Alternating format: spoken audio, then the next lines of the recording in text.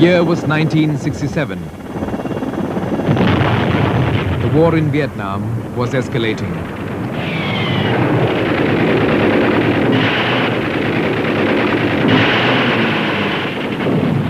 American troops and military equipment were pouring into Vietnam in ever-increasing numbers. But as the war dragged on, hopes for a non-communist victory grew dimmer. The battles became grimmer. The destruction continued.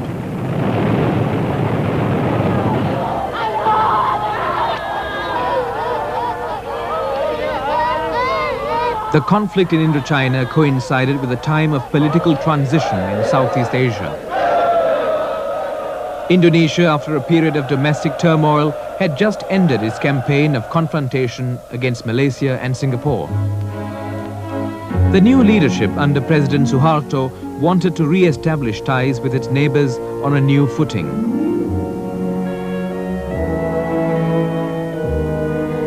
The attempted merger between Singapore and Malaysia had also failed, and Singapore found in 1965 that it had to stand on its own. The Philippines, keen on fostering better ties with Malaysia, was also soft-pedaling its claims over Sabah at that time. It was under such circumstances that the 5 countries of Southeast Asia decided to form an organization that would help promote regional cooperation. On the 8th of August 1967, the foreign ministers of Indonesia, Malaysia, the Philippines, Thailand and Singapore met in Bangkok to sign a declaration that marked the founding of the Association of Southeast Asian Nations, ASEAN. The main aims of ASEAN, as embodied in the Bangkok Declaration, were to accelerate economic, social, cultural development in the region and to promote regional peace and stability.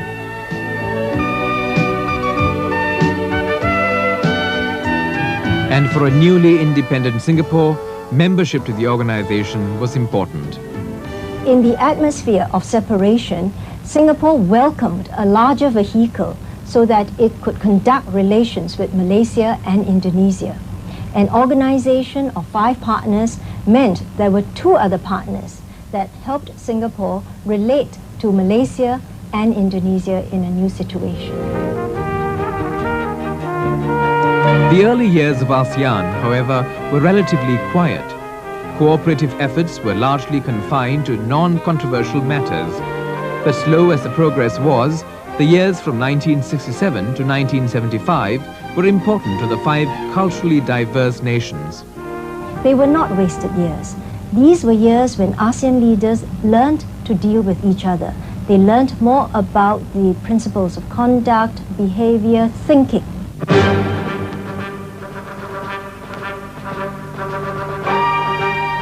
Events in the mid-1970s, however, were to provide the catalyst for greater ASEAN cooperation. In April 1975, the war in Vietnam ended. Saigon, which had held out for so many years against the communist onslaught, had finally fallen. Cambodia and Laos had also come under communist rule. But the fall of Indochina was not the only problem that ASEAN had to confront.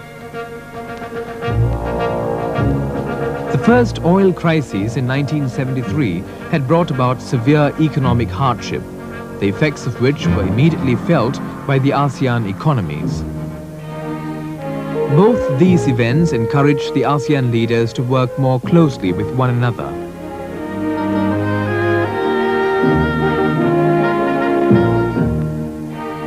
In 1976, for the first time, the ASEAN heads of government met in Bali to reaffirm their commitment to greater regional cooperation, not only in economic, social and cultural activities, but also in political and security matters.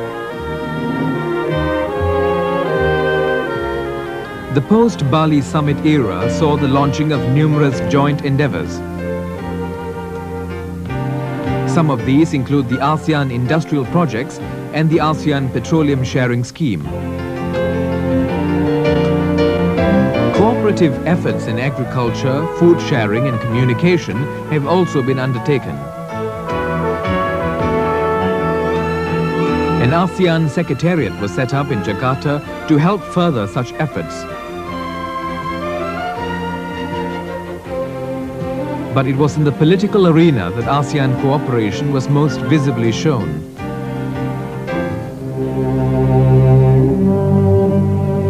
Vietnam's invasion and occupation of Cambodia in 1978 had caused an exodus of refugees into Thailand. The act of aggression was condemned by ASEAN.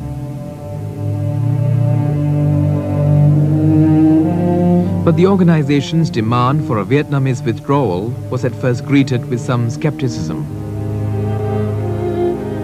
When the ASEAN countries wanted to introduce a resolution requesting the Vietnamese to withdraw and condemn the Vietnamese aggression, and the Vietnamese perm reps told Tomiko, "Why are you wasting time? Nobody is going to listen to you." But the international community did listen. The result of the vote is as follows. In favor 91, against 21, abstentions 29. The draft resolution is therefore adopted. The world has not forgotten. Since then, support for ASEAN's call for a Vietnamese withdrawal from Cambodia has grown significantly. In 1986, this resolution was passed by an overwhelming vote of 115 to 21. This success at the UN was a clear indication of the international recognition that ASEAN has attained. ASEAN's resilience and success has disproved initial predictions that the member states would not be able to rise above their differences and work towards a common goal. And ASEAN's membership grew with Brunei's entry into the organization in 1984. In many ways, the success of the organization can be attributed to the style that the leaders have adopted in their relations with each other. All of us treat each other as equal members. Nobody, big or small, has got a veto or has got the last say. And all decisions are taken by consensus. Where there are differences, we will settle them privately and quietly. We will not make them into public issues. Where we have common approaches and share common purposes, we will highlight them and make them public so that the populations will all see that they're working together.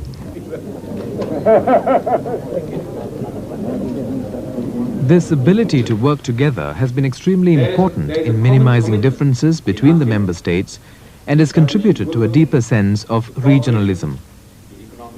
It has created a sense of ASEAN-ness which was never there. We were all different nations with different historical and other backgrounds. But over the last 21 years, there's now a definite feeling that we belong to one group and are part of this area of Southeast Asia.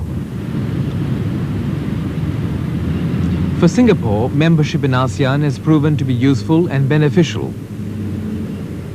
ASEAN has provided us an umbrella of peace, cooperation, and goodwill in this area.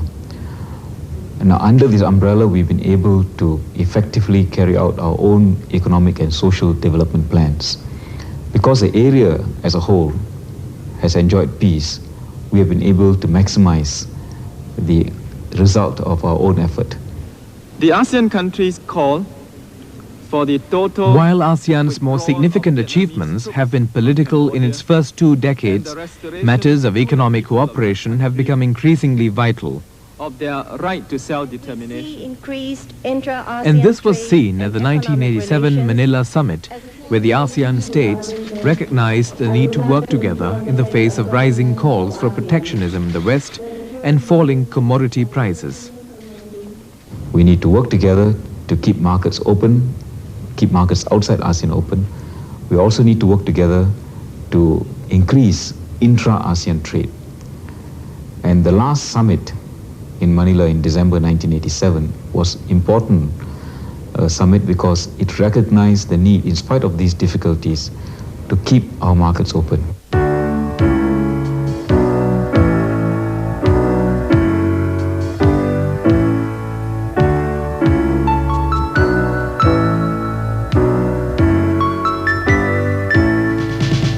And as the ASEAN states continue to work together in the coming years, Each can look back with pride at the achievements of the organization.